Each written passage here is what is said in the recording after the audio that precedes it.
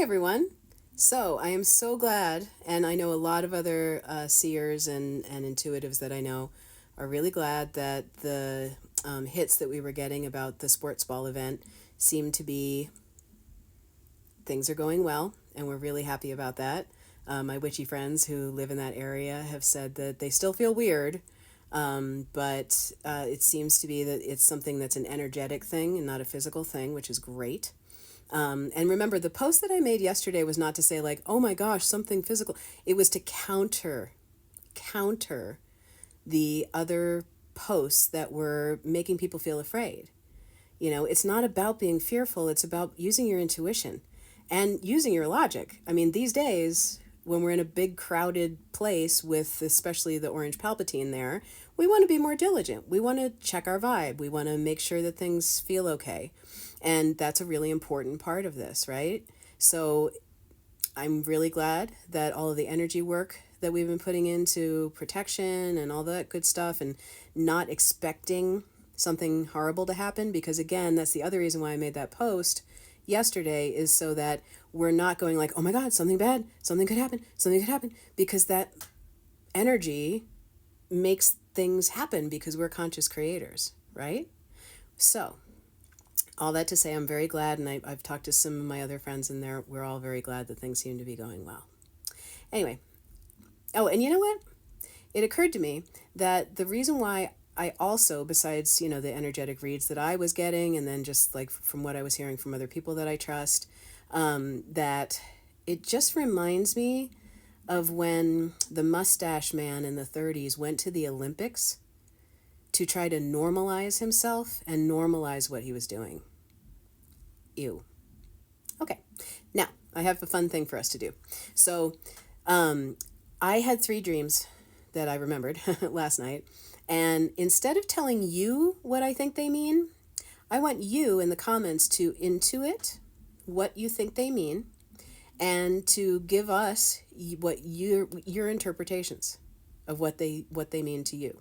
And I think that's such an important thing, because all we've been talking about, a lot of us, is you hone your own intuition and you make the decision about what things mean, right? We're empowering you, right? Nobody here wants to be like the end all be all, none of us are fortune tellers. That's a whole different thing. And I did make a video about that, the difference between psychic impressions and fortune telling.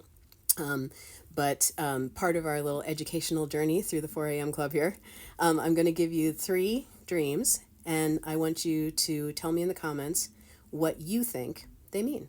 Okay? So the first one was, and then remember, this is written kind of scribble scrabble because I literally roll over and say these into the notes on my phone. Okay, first one.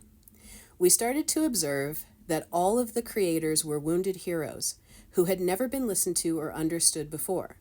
And they all felt like they needed to perform certain rituals and take vitamins and things like that, to enhance their abilities. They didn't know it. They thought they had to prove something, so they went the extra mile with these different readings and things and tools and vitamins and stuff. So that's the first one. Second one.